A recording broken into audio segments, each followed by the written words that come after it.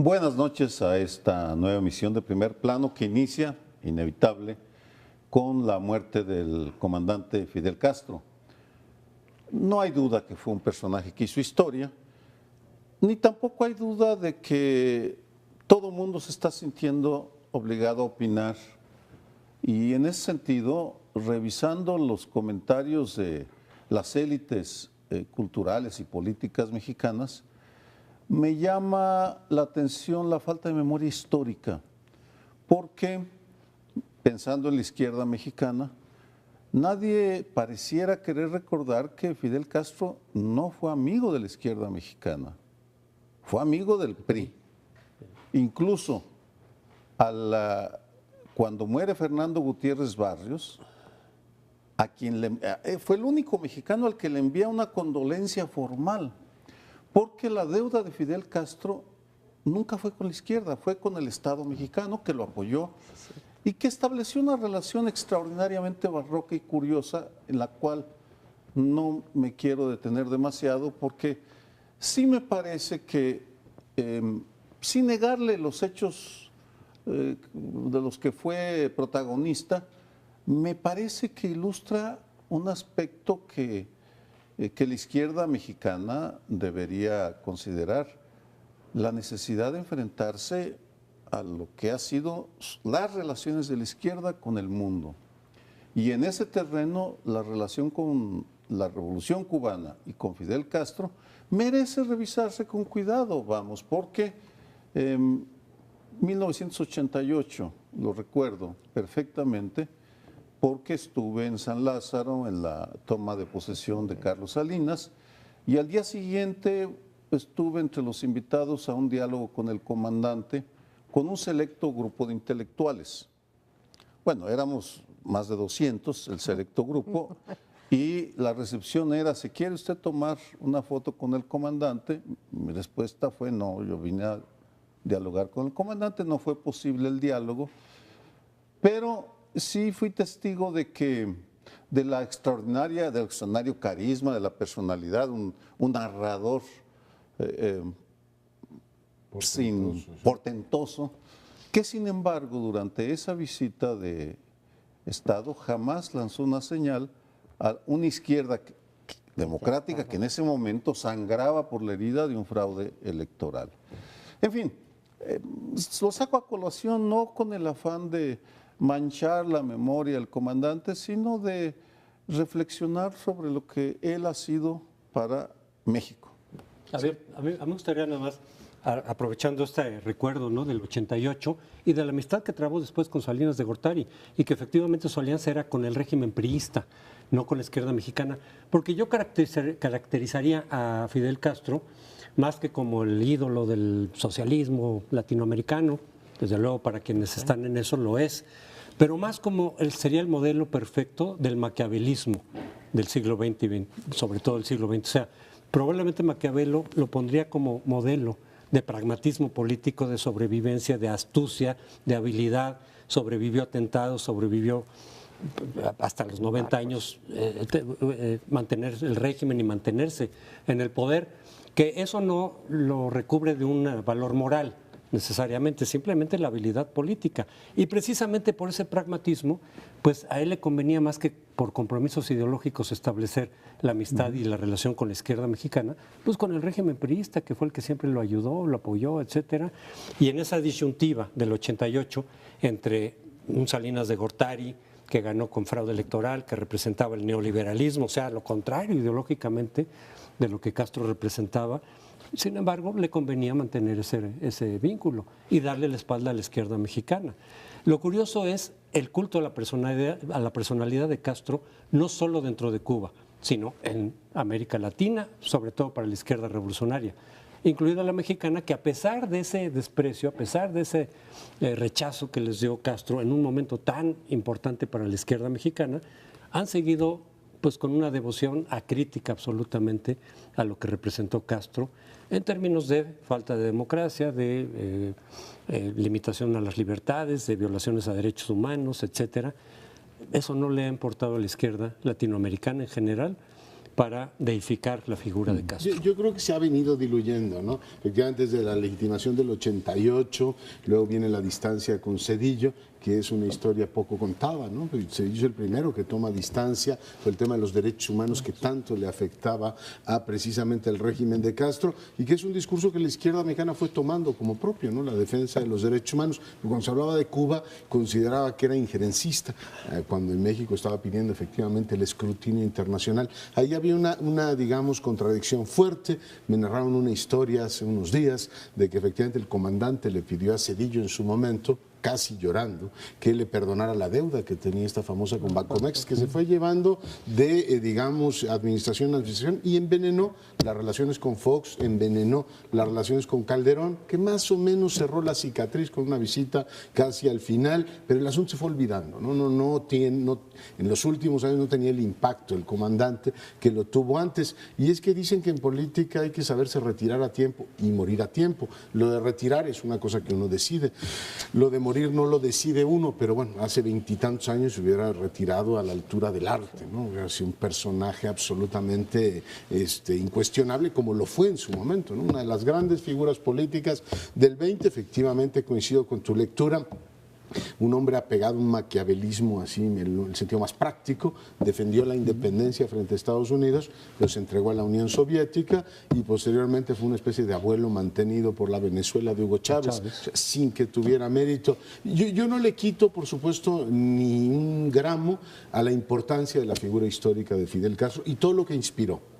Creo que a partir de ahora hay dos grandes preguntas que en los próximos años se irán, o tres, en los próximos años se irán, despejando. Una, si efectivamente sobrevive la figura de Castro sin todo el apoyo de culto a la personalidad que le dio efectivamente la revolución, ya cuando empiece a aparecer el personaje político en su dimensión humana y pura, vamos a ver si aguanta la leyenda. Lo segundo es si efectivamente la revolución cubana sobrevive, o sea, hasta ahora es el gran líder. Los próximos años pues cabe la posibilidad de que haya una transición, en el 18 se va Raúl y existe la posibilidad de que haya un desplome de la revolución cubana, con lo cual buena parte de esa imagen pues será como el franquismo en España, ¿no? Es decir, se sepulta una vez que biológicamente mueren los otros. Y la otra, pues el vínculo de la izquierda con la democracia. Si algo hizo Fidel Castro en América Latina fue convencer a la izquierda que la democracia no era un camino y que el camino era solo el insurreccional. Ahí está en las páginas de la historia cómo intentó torpedear y dinamitar el gobierno de Salvador Allende, diciendo, a ver señores, por la democracia no se va a ningún lado, el único camino es el insurreccional. Con él y con una Nicaragua que se adocena preocupantemente, se cierra un capítulo muy importante de la historia latinoamericana. Creo que como personaje, que era de lo que hablabas en algún momento de tu intervención, Leonardo, sobrevivirá en la historia. No sabemos si sobrevivirá con la parte negativa que sobrepasó a la parte positiva inicial del heroísmo de la izquierda, bueno, en este caso cubana, que logró enfrentarse de manera exitosa al imperialismo y que logró incluso, digamos, sobrepasar el embargo brutal que significó digamos, la negación de Cuba por parte de los Estados Unidos. Coincido contigo, no supo retirarse a tiempo, eso sí lo podía hacer, que es lo más clásico de la izquierda latinoamericana cuando llega al poder. Lo han tratado de hacer, han cambiado siempre las constituciones. No digo que los de la derecha no lo hayan hecho, pero prácticamente todos los mandatarios de izquierda han tratado de modificar sus condiciones de sus constituciones o simplemente de prolongar por la vía de los hechos el mandato. Creo que esa es una de las enseñanzas que dejó Castro, y que si hubiese retirado mucho antes se hubiese recordado, no por su violación a los derechos humanos, por la ausencia de libertad de prensa, por el miedo que infundió en la población. Hoy en día lo que veo es que son más los análisis negativos que se hace de la figura del régimen de Fidel Castro que los positivos, cosa que no hubiera ocurrido si hubiera dejado el poder, ya no digas en los años 2000, sino en los años 80 o 90. En efecto, qué bueno que mencionaste y así abriste lo del PRI. Siempre estuvo del lado del PRI. Lo que es más, si pensamos en épocas, el PRI nació en el 29 y digamos que en el 79 comenzó a abrirse, 50 años. Fueron 50 años también de dictadura de parte de Fidel Castro, y eso hace que no piense yo que sea curioso que su aliado en México hubiese sido el PRI. Una dictadura, si quieren, institucional contra una dictadura personal. En ese sentido, ustedes, los tres, si mal no recuerdo, hablaron de los derechos humanos, que es uno de los temas que no ha sabido resolver la Cuba revolucionaria y que en México, curiosamente, sí hemos logrado incorporar. En ese sentido, si uno compara las transiciones, México sí se embarcó en una revolución cultural silenciosa que nos tiene en un lugar razonable en el tema de la reivindicación de los derechos humanos. Y para regresar a la misma comida en la residencia del embajador cubano el 2 de diciembre de 1988, cuando yo me acerqué a Rodolfo Stauenhagen, recientemente fallecido. Que por cierto ganó el premio post-mortem de Derechos Humanos. Muy merecido, desde aquí mi reconocimiento al jurado, mejor recipiendario no podían haber encontrado, por lo que voy a contar ahora. Ya nos íbamos y vámonos, eran ya las 5 o 6 de la tarde, no había manera de entablar un diálogo, pero vamos a despedirnos del comandante. Y él lo presentan, mire, de la Academia Mexicana de Derechos Humanos, Rodolfo era presidente, y Rodolfo, con esa sonrisa tan bonachona que tenía, le dice: comandante, ¿y qué nos dice de los presos políticos en Cuba? Fidel Castro, todavía lo recuerdo, se voltea con una mirada gélida y le dice: en Cuba no hay presos políticos, compañero. Y le da la espalda en un desaire, pero vamos, se le crispó la cara y la voz. No nos fuimos, ahí terminó todo, pero ilustra uno de las espinas que han estado ahí incordiando a la revolución cubana y que no han sabido resolver. Yo insisto, espero que en los próximos años la izquierda mexicana reflexione y le dé el lugar que le corresponde, pero ciertamente reconociendo que él no fue amigo ni de la Revolución Mexicana ni de los demócratas mexicanos, sino de los gobernantes autoritarios priistas. Pero fíjate, hablabas también de que el mensaje que mandaba Castro a la izquierda latinoamericana es por la vía revolucionaria, por la vía violenta, a partir de su propio ejemplo. Pero incluso su revolución originalmente, y vuelvo un poco a lo del pragmatismo, tenía banderas democráticas, se levantó contra la dictadura de Fulgencio Batista, no porque fuera una dictadura capitalista, sino porque era dictadura. Entonces, habían banderas democráticas ahí, en ese movimiento, había la promesa de elecciones a los 18 meses de lograr el triunfo de la revolución. Y precisamente un poco por eso, hablando de derechos humanos y presos políticos, creo que una figura que hay que recordar es la de Huber Matos, que era un comandante que llegó con él a la revolución, que estuvo ahí, y que cuando empezó a ver que se olvidaban de las elecciones y que se concentraba el poder en Castro, él dijo: oigan, no era esto lo que yo estaba buscando, yo me comprometí con el programa democrático propiamente, entonces ya no cuenten conmigo. No hizo ningún atentado que yo sepa contra Castro, ni golpe de Estado, ni nada, simplemente dijo: oigan, yo ya no participo en esto va en contra de lo que dijimos que íbamos a luchar. Y lo metieron a la cárcel 20 años por esa disidencia. Y fue perdiendo adhesiones. Y bueno, yo creo que la figura de Castro estará en los libros de historia. En los próximos años veremos en qué condición, porque si la revolución efectivamente se desploma y da paso a un régimen de cualquier otro tipo, o termina con una, digamos, forma absolutamente oclocrática, pues el legado de Castro efectivamente se lo llevará, y este debate que tienen ahora, si la historia lo absolverá o lo absorberá, está efectivamente muy ligado a la forma en que la revolución encuentre una transformación. Recordar que Raúl se va el 18 también. Pues sí, terminamos, regresamos en unos segundos. Leyenda urbana. Bueno, en este segundo bloque les propongo que analicemos la situación del PRI. El presidente de la República estuvo este fin de semana en la reunión del Consejo Político y hay dos datos que pongo sobre la mesa. El primero es que el PRI pues parece una ballesta, ¿no? Es decir, como es una de estas armas que impulsa, pero no tiene capacidad de corregir, modular o matizar lo que en estos momentos pues es una situación muy poco afortunada del gobierno.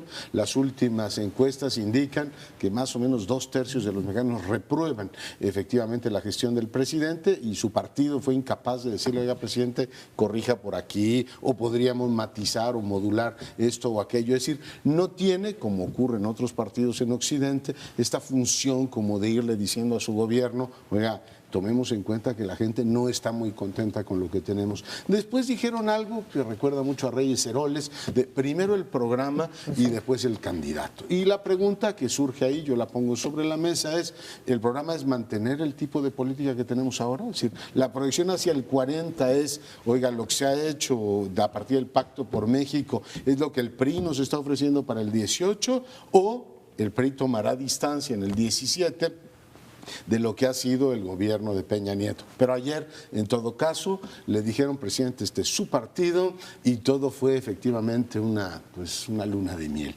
Y el tercer punto es que al Consejo Político se incorporó todo el gobierno. O sea, hay, por supuesto, una independencia mínima que todos los partidos políticos, cuando están en el gobierno, asumen por aquello de, pues si tengo al secretario de Gobernación, al de Desarrollo Social, a Luis Videgaray incluido, pues qué autonomía tiene ese Consejo para deliberar lo que está haciendo el gobierno. No soy ingenuo, siempre habíamos sabido que el PRI estaba vinculado al gobierno, pero esta función elemental que debe tener un partido como de válvula de escape, como de mínima independencia, decirle, presidente, pues lo queremos mucho, pero hay ciertas cosas que deberían cambiar o abrirnos más a otros sectores, este fin de semana no se cumplió. El PRI se entregó literalmente al presidente Peña. Se entregó literalmente al presidente, pero digamos en una ceremonia vieja en el sentido de los usos y costumbres, porque decimos mucho lo de Reyes Heroles de primero el programa y después el candidato, cosa que además me parece que está errada en estos momentos en que en los otros partidos ya hay candidatos, o bueno, cuando menos se perfila lucha interna entre los candidatos. Esto viene, pues digo, desde los planes sexenales de Cárdenas, ¿sí? Donde ya se hablaba de que primero el programa sexenal y que después nos íbamos por el candidato. Digo vieja porque es muy contrastante, por un lado, el 25% de aprobación del presidente que dan las encuestas, por otro lado, la baja aprobación, que también dicen las encuestas, que tiene Peña Nieto dentro del propio PRI. Se habla de que 1 de cada 2 priistas reprueba cómo está gobernando el propio Peña Nieto, y me imagino que en cómo está gobernando van las reformas estructurales. Entonces, por un lado tengo ese dato y por otro lado sigue patinando la banda de este gobierno en el sentido de vender las reformas estructurales. Yo quiero decir que yo estoy en favor de esas reformas estructurales y que me parecieron un gran logro, cuando menos en la letra, que se hubiera podido hacer ese pacto entre el PRD, el PAN y el PRI y pasar esas reformas estructurales. Pero está claro que esas reformas estructurales no le están dando ningún rendimiento político a Peña Nieto y, sin embargo, el grueso del discurso es sobre cuidar a esas reformas estructurales. Entonces, veo en contraste, para acordarme ahorita del bloque anterior, ¿sí? Veo una falta de pragmatismo absoluta en el caso de Salinas y en el caso de Enrique Peña Nieto, una falta absoluta de pragmatismo en el sentido de recuperar. Entonces, tenemos un discurso triunfalista, porque dice, acabemos con los derrotistas, vamos a ganar el 2018. Y el primer punto es lancémonos sobre los corruptos, dicen. Y, digamos, ese es el otro eje del discurso. Vamos contra los corruptos, no todos los priistas, cosa que es cierto, no todos los priistas son corruptos. Entonces hay una cosa de disonancia entre lo que exige la realidad, lo que es y piensan los priistas de Peña Nieto y ese discurso que honestamente no logro entender. Pues para mí está bastante claro. A ver, explíqueme usted. El presidente y su grupo decidieron encerrarse en el búnker, en donde se sienten cómodos, se organizan ceremonias a la altura de su estatus, giran instrucciones, porque en cada evento da instrucciones de que se haga tal o cual cosa, luego no pasa nada, pero da instrucciones, y busca el escapismo de la diplomacia, en la cual no para de visitar, de ir a todo foro que se presenta. Yo me pregunto si ante lo que está pasando en Estados Unidos y lo que se nos viene con el señor Trump, es conveniente que se haya ido a los funerales de Fidel Castro. Son tan importantes. U otros eventos a los que ha asistido, ¿hasta qué punto son importantes? Para mí, y por todo el lenguaje y por todo ese atrincheramiento en el que involucra no solo al PRI de Atlacomulco, sino a los viejos aliados. En el Consejo Nacional se recrea la alianza original que lleva Peña Nieto, Osorio Chong, Humberto Moreira y Enrique Peña Nieto. Ahí están otra vez, como queriendo reconstruir unas glorias que difícilmente regresarán, porque México y el mundo están corriendo en una dirección diferente a la del Consejo Nacional del PRI y el presidente de la República. Yo creo que los priistas son muy conscientes, por lo menos con muchos de los que he platicado, de que la tienen muy difícil para el 2018. Digo, en el discurso te dirán, sí, claro que vamos a ganar, pero en realidad saben que están como en el tercer lugar, que lo que se viene no es nada fácil. En los próximos 2 años, en términos económicos, precio de petróleo, las negociaciones con Trump, quién sabe en qué van a parar. No está fácil para el actual gobierno y está arrastrando al PRI hacia abajo, por supuesto. La baja popularidad de Peña Nieto está arrastrando al PRI hacia abajo. Saben que la tienen difícil. El discurso anticorrupción yo lo veo como un intento desesperado de volverse a posicionar, a ver si pueden competir, por lo menos, con posibilidades reales de triunfo en el 18, pero se ve muy difícil, sea quien sea el candidato. Y este discurso anticorrupción, que es muy poco convincente, es decir, a ver de veras hasta dónde lo llevan a cabo, pero es contradictorio al decir, vamos contra los corruptos del PRI.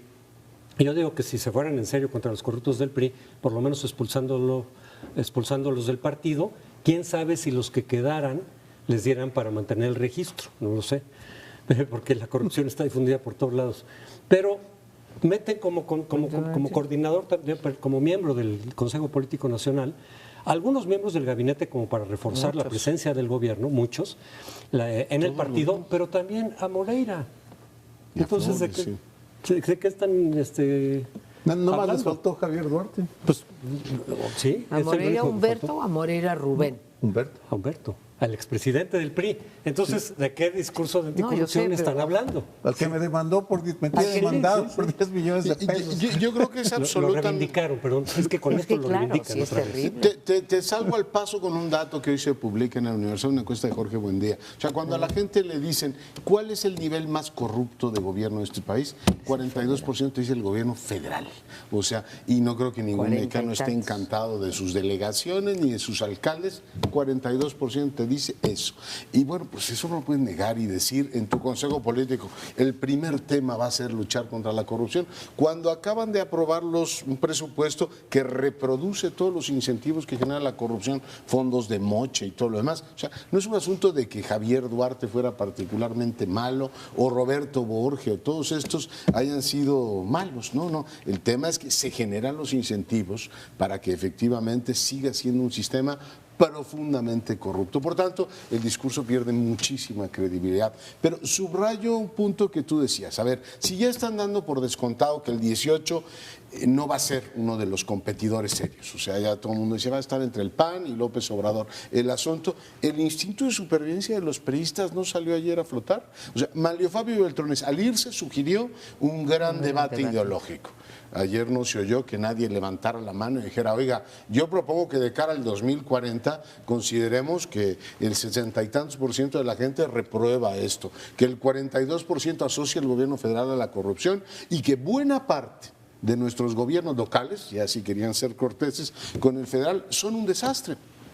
Están a punto de perder Jalisco. Y bueno, vas por México, en todas partes dicen, oiga, el PRI no se reformó. O sea, no es cierto que haya un nuevo PRI. O bueno, probablemente sí haya un nuevo PRI, pero es peor que el anterior. En el sentido de que además con toda impunidad dicen que ellos van a reformar. Subrayo. Para mí, lo llamativo del día de ayer, no tenía ninguna ilusión, es que no mantengan un mínimo margen de autonomía para decir, oiga, no vamos bien. O sea, no es posible que me invite usted a una fiesta cuando efectivamente, pues tenemos esto, tenemos el peso en 21. O sea, yo les recuerdo que hace un año lo tenemos en 16 respecto al dólar, que tienes a Trump amenazando a México.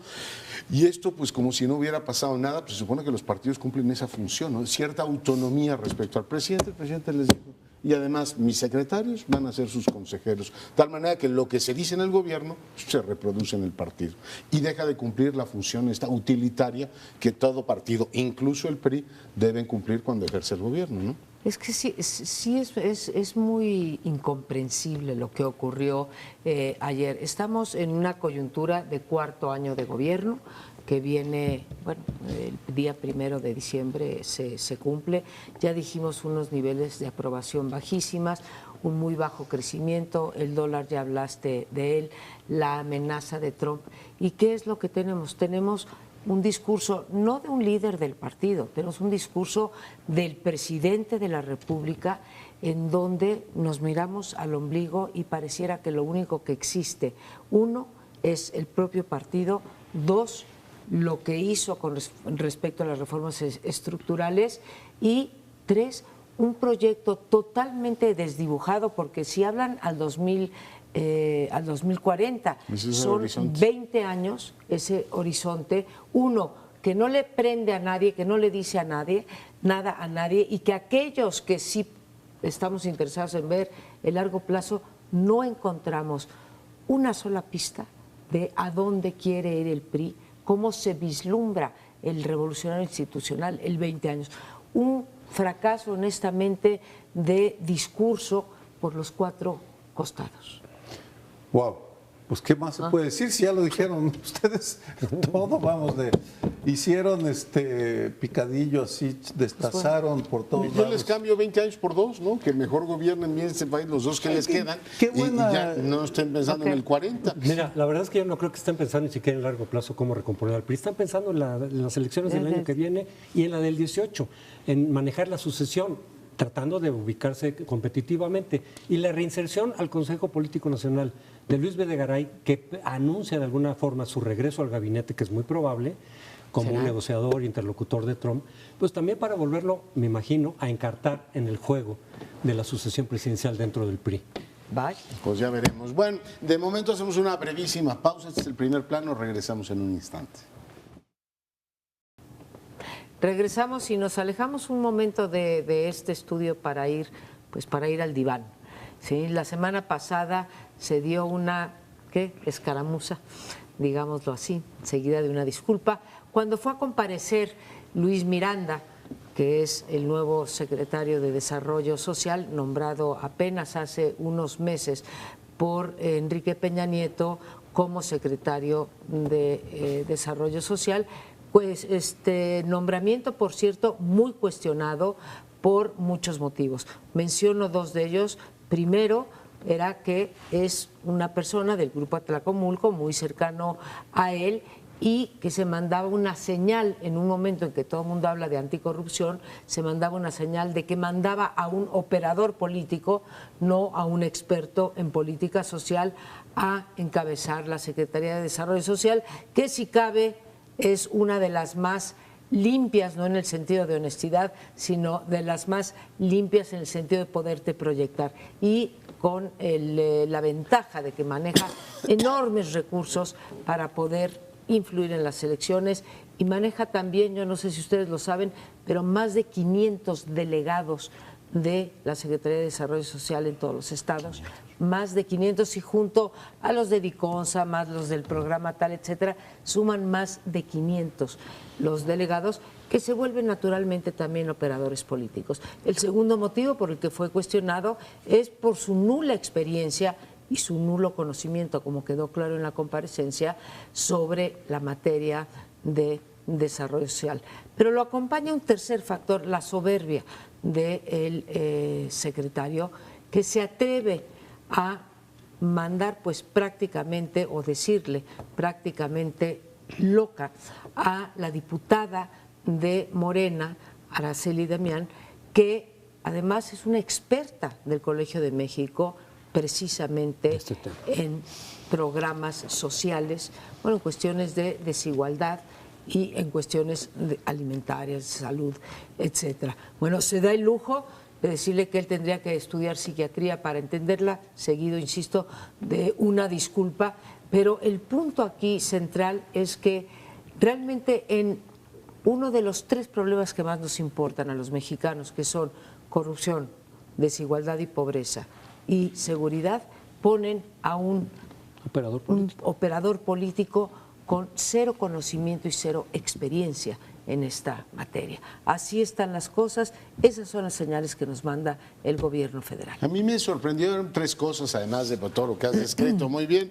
Uno, que el PRI se separara de él. O sea, el propio Ramírez Marín dijo, a ver, señora, perdónenos, diputada, esto que hizo el secretario es absolutamente inadmisible. Un PRI que puede legitimar casi todo, eso le pareció que rebasaba efectivamente el umbral. Fue llamativo que los propios legisladores del PRI le pidieran disculpas a la diputada. Subrayo. Eso me llamó la atención. Lo segundo es que el Grupo Atlacomulco tiene otras formas. O sea, el caso de Miranda es sorprendente porque normalmente los del Grupo Atlacomulco tienen formas suaves, formas mucho más envolventes, y aunque acaban haciendo lo que les da la gana, siempre tienen formas de relacionarse con los otros mucho más cordiales, incluso en algunos casos hasta empalagosas, ¿no? Y en este caso él rompe con esa tradición que está muy arraigada en el grupo gobernante, ¿no? Es decir, podré hacer ciertas cosas, pero siempre las hago envueltas en un celofán muy bonito.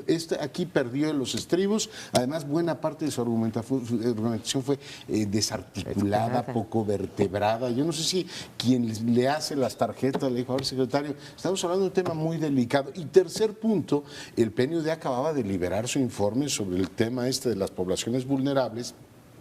Y decía, a ver, en países como México, Brasil, todos los latinoamericanos, cualquier movimiento en el tipo de cambio, subida de intereses, crisis económica, o sea, son tan vulnerables los esfuerzos que tienes para subir un poquito el nivel de ingreso de la gente, que no puedo decir la expresión, pero todo se puede ir allá, ¿saben dónde? Cuando efectivamente tienes un movimiento del tipo de cambio. Tú le dices, tú ves los tres elementos, dices, bueno, este señor no le pasaron el informe del PNUD, con este movimiento que ha tenido el peso, puedes decir, a ver, 2 millones más de compatriotas se fueron a la pobreza, y está disertando sobre lo que hace un operador político e insultando, sin que viniera a cuento, una diputada federal.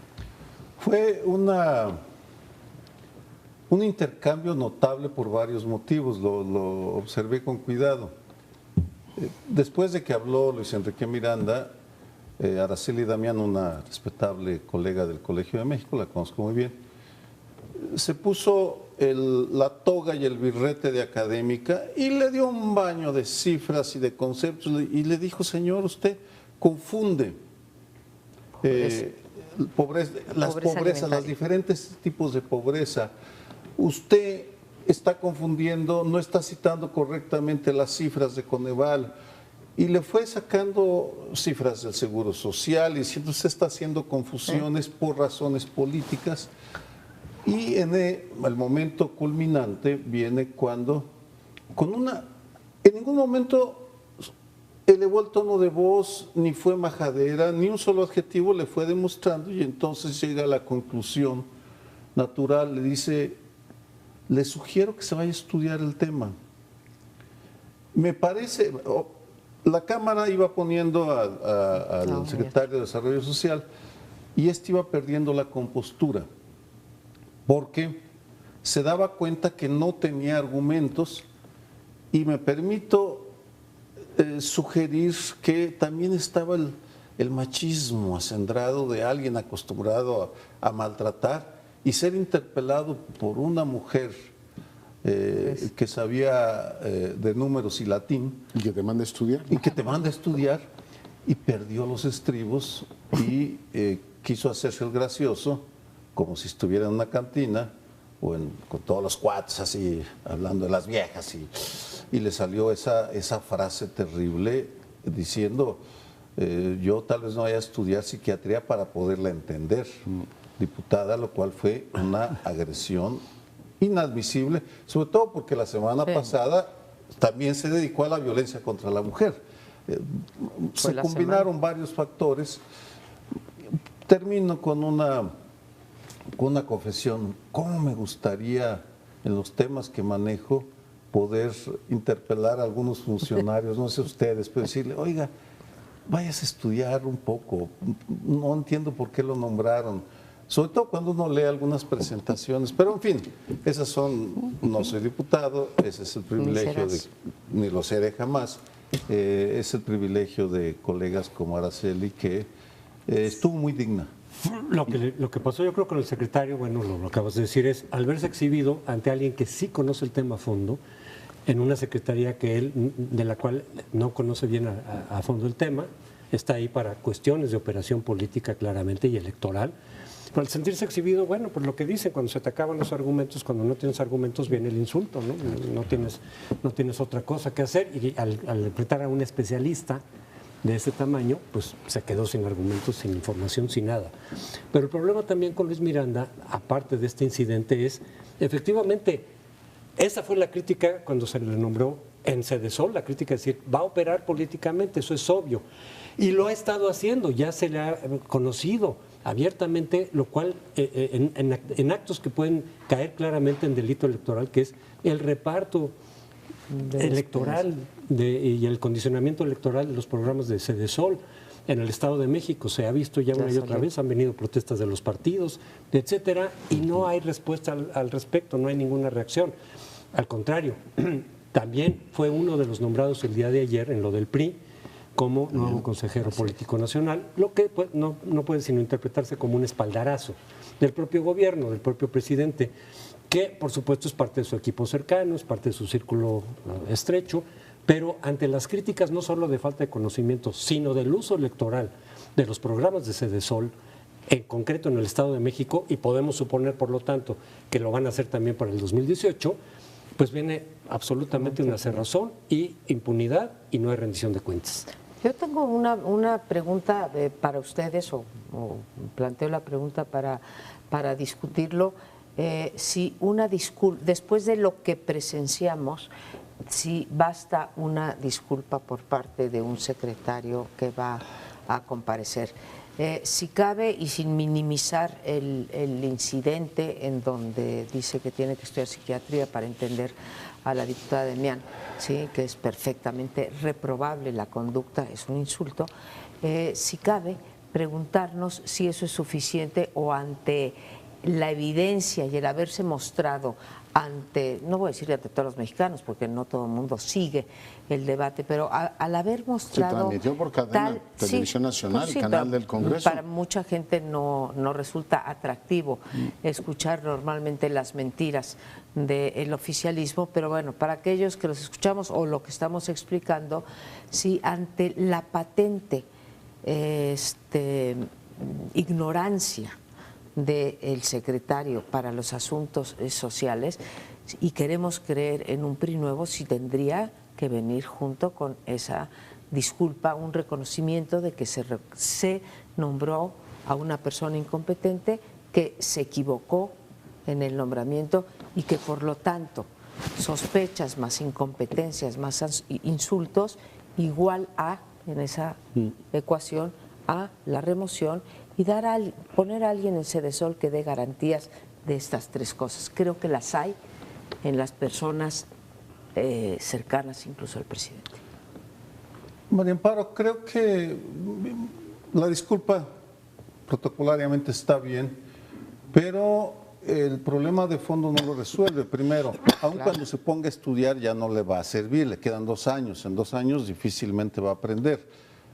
Psiquiatría o políticas de desarrollo, simplemente no le da el tiempo. Creo que lo grave es que va a seguir, está muy afianzado como el operador político, él mismo lo reconoce, yo soy operador político. Él no engaña, él dice yo estoy aquí para operar políticamente. Y tal vez el mensaje más bien vaya hacia el Instituto Nacional Electoral. Valdría la pena que crearan una unidad especial, no lo van a hacer, ya lo sabemos, son vasallos del poder, pero que nombraran a un grupo para que estudiara lo que está haciendo y va a hacer la Sedesol. Pues me parece magnífica tu sugerencia, Sergio. Nos vamos y regresamos en un momentito con el último tema de este primer plano.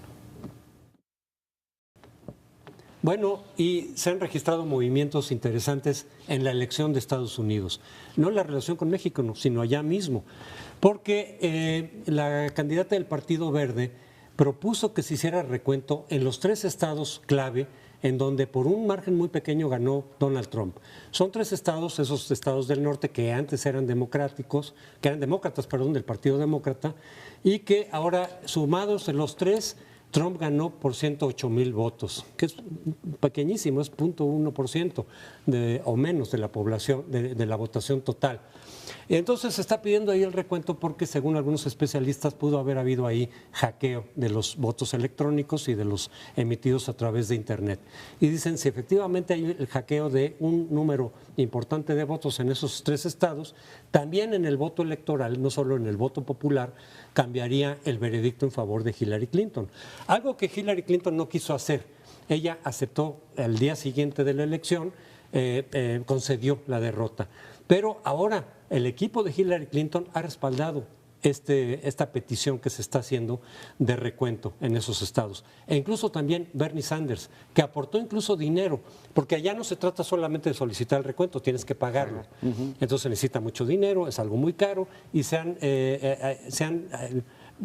captado esos recursos. Y Bernie Sanders, siendo también demócrata, dice sí que se haga el recuento porque pudo haber habido ahí fraude. La reacción de Trump fue: no, el fraude me lo hicieron los demócratas. Esos 2 millones o más de 2 millones con los que me aventaja Hillary Clinton a nivel del voto popular, a nivel nacional, son fraudulentos. Probablemente él tenía ya esa carta, en caso de perder también el voto popular, para denunciar fraude electoral de esos votos que dicen son inmigrantes ilegales que fueron a votar. Él habla de cerca de 3 millones de ilegales que fueron a votar fraudulentamente. Y entonces dice, no, la que me hizo fraude fue Hillary Clinton. O sea, lo cual no deja de efectivamente ser difícilmente comprensible, porque el candidato que ganó dice, no, en realidad las elecciones en las que gané fueron ilegales. El Twitter de ayer dice, votaron millones ilegalmente. Entonces uno podría decir, oiga, pues entonces hay que reponer el proceso en su conjunto. Es de locos, ¿eh? Y denota efectivamente la forma en que el personaje está reaccionando. Después de lo que ocurrió en Lima, ¿se acuerdan que varios países definieron el TPP?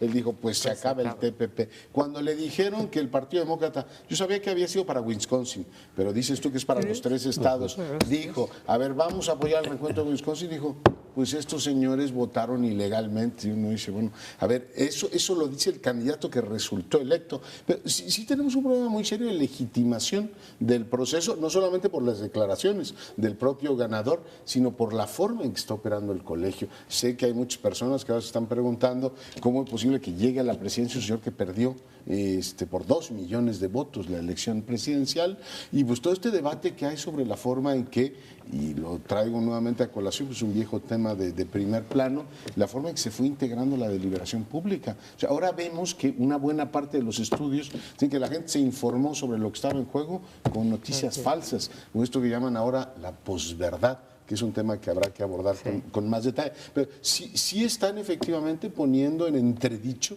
la credibilidad del sistema electoral, empezando por el presidente electo. Con cuestiones falsas, vaya, eso me parece casi consustancial a la democracia aquí y en buena parte de los países. Nos informamos los ciudadanos con cuestiones falsas. Falsas porque son verdades a medias, falsas porque se miente abiertamente y falsas por omisiones. Esa parte no me sorprende. Sí me sorprende que por primera vez en Estados Unidos, porque esto de que se gana con el voto, con menos votos populares, ha pasado, esta es la 4ª vez que pasa. Nunca con tantos votos populares, aquí la nunca distancia con es mayor. 2, es la distancia, es el número de votos lo que lleva. Ahora, lo del colegio electoral ha causado siempre cuando menos sorpresa en el resto de los países, porque es el único sistema en donde eso ocurre. Ahora, menciona bien Leonardo, en donde dices, bueno, ¿cómo está el ganador diciendo que hubo votos? Yo creo que está bien, ilegales. Yo creo que está bien pensado, él debe de haber hecho sus cuentas y esto reduciría el margen de votos de distancia entre Hillary y él, dándole mayor legitimidad. Ahora, lo que también poco se discute, José Antonio, es que aun cuando los delegados hayan ganado del colegio electoral, hayan ganado los republicanos o los demócratas, en la mayoría del estado no están obligados a votar en ese mismo sentido. O sea, los republicanos que no están de acuerdo con Trump podrían dar un voto electoral distinto que junto con todo lo demás, bueno, es que ya está en crisis. No había habido ningún presidente electo, ningún candidato presidencial que dijera, yo no sé si voy a aceptar los resultados electorales, ¿sí? No se había pedido con México voto por voto, judicialización, eso es estar en crisis. No, pero eso no es nada comparado con decir las elecciones que me eligieron a mí son ilegales. O sea, claro. Eso nunca lo habíamos visto. Si viviera el comandante Fidel Castro, diría las contradicciones del imperio. Pues sí, las contradicciones del imperio, porque están sacudiéndose todas las instituciones, están divididos y la mayoría de estadounidenses son más liberales que los conservadores, lo cual nos abre una ventana analítica para la defensa, las líneas de defensa de las cuales ya habló Bernardo Sepúlveda, que ojalá lo tratemos en otra ocasión, pero me centro en dos aspectos. Uno, la timorata reacción de Hillary Clinton ante la derrota, porque era un conflicto ideológico profundo. En consecuencia, en lugar de bajar la cabeza, lo deseable hubiera sido que saliera a reivindicar los valores y a decir, y ahora encabezo la resistencia en contra de una oleada de conservadurismo que se apoyó en mentiras, la posverdad, para triunfar. No, porque no es lo mismo medias verdades. Ahí eran mentiras como que el Papa estaba apoyando a Trump. Que fue la noticia más repetida en Facebook. Vamos, y Facebook que no hizo nada al respecto. Vamos a ver cómo evoluciona, pero para México estas son buenas noticias.